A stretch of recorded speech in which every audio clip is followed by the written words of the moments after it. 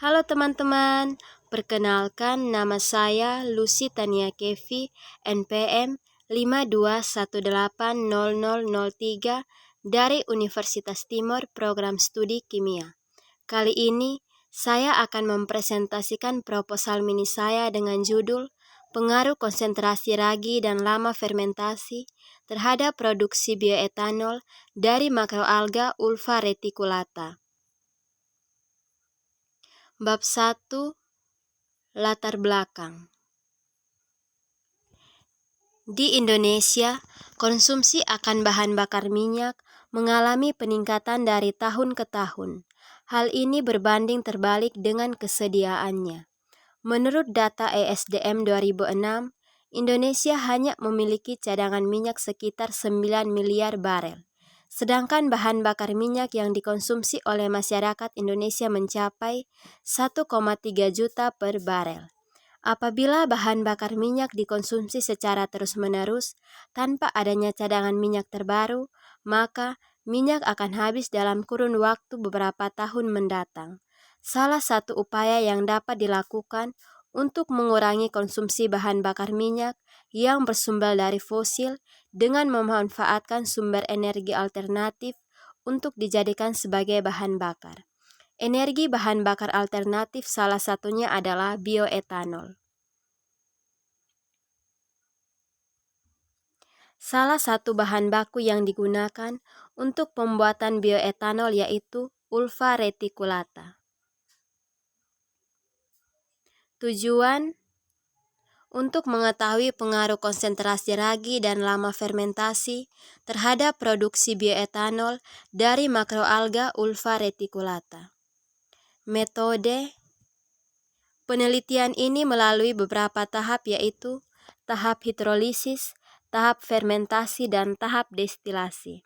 Rumusan masalah: bagaimana mengetahui pengaruh konsentrasi ragi dan lama fermentasi terhadap produksi bioetanol dari makroalga Ulva reticulata.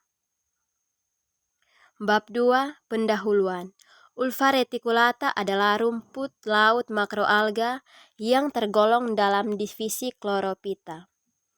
Termasuk dalam divisi Chlorophyta karena sel-sel mengandung banyak klorofil A sehingga memberikan warna hijau pada rumput laut ini. Habitatnya adalah di air laut dan morfologinya berupa talus tipis dan gepeng seperti pedang yang terdiri atas 2 lapis sel.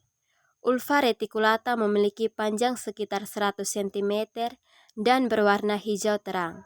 Memiliki bentuk pedang melipat dengan tepi yang halus tetapi bergelombang.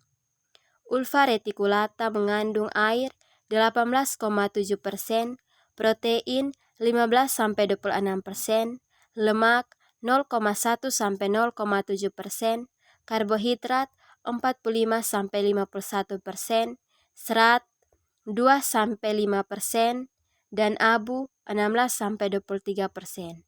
Dan juga memiliki vitamin B1, B2, B12, vitamin C, dan vitamin E. Karbohidrat dari Ulva reticulata dapat dibagi menjadi ulvan, pati, lignin, hemiselulosa, dan selulosa. Kandungan hemiselulosa dan selulosa yang berpotensi dijadikan sebagai sumber bioetanol.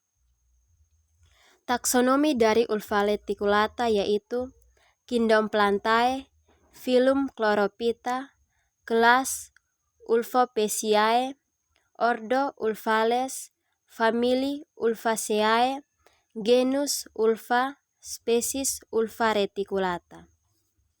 Yang berikut metode. Metode yang pertama, hidrolisis. Hidrolisis melalui proses pemecahan polisakarida di dalam biomasa. Lignoselulosa yaitu selulosa dan hemiselulosa menjadi monomer gula penyusunnya. Pada hidrolisis sempurna, selulosa akan menghasilkan beberapa monomer gula pentosa dan heksosa. Secara umum, hidrolisis dibagi menjadi 2 yaitu hidrolisis dengan enzim dan hidrolisis dengan asam. Metode yang kedua yaitu fermentasi.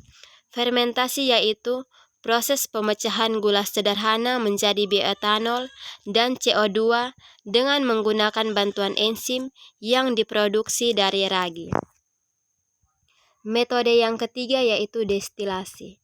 Destilasi merupakan suatu metode pemisahan bahan kimia berdasarkan perbedaan kecepatan atau kemudahan menguap bahan. Yang berikut bioetanol.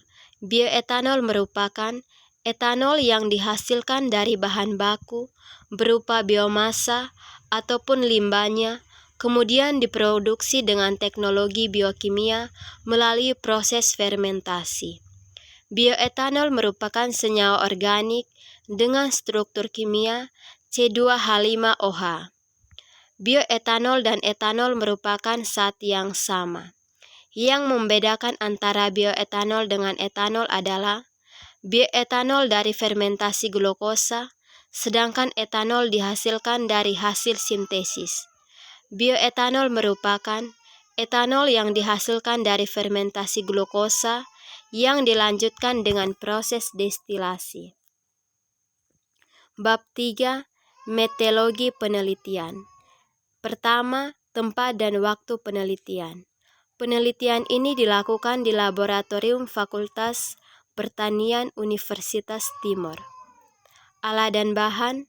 Alat yang digunakan dalam penelitian ini antara lain ember, panci, gelas beaker, kompor, gunting, timbangan digital, batang pengaduk, pH meter, gelas ukur, cawan arloji, kertas saring, karet, pipet tetes, pipet volume, botol aquades, autoclave, mekanik sterile, shaker, inkubator, labu Erlenmeyer, ayakan, sendok, aluminium foil, sarung tangan, botol kaca gelap, dan alat destilasi.